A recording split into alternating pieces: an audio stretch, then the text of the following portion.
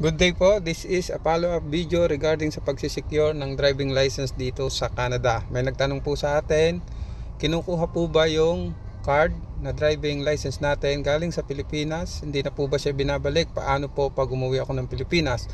So, binabalik po siya. Ang hindi po binabalik ay yung driving certificate na kung saan kinukuha natin siya sa LTO. Some vlog says na sa LTO main lang daw po nakakakuha, pero meron pong ibang LTO offices na nag-i-issue nito. So mas better mag-check kayo sa pinakamalapit na LTO sa inyo. So yung driving certificate po, nandong kung gaano na kayo kahaba na merong driving license.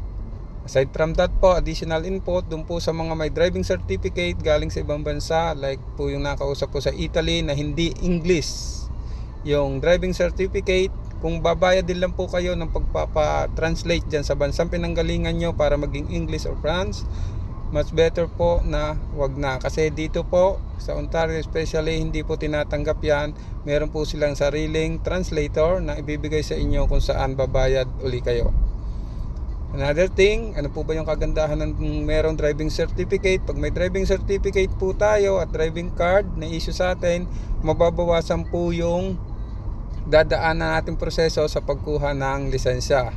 So meron na po akong pinaliwanag dyan. From G1, kung pasa na po kayo sa knowledge test, pwede na pong diretso sa G, na kung saan ito po ay malaking bagay kasi po pagkuha ng car insurance na medyo magastos dito, nakakabawas po yung status ng ating driving license. So hope makatulong po yung video na to. Kung may tanong, mag-comment lang po. Maraming salamat.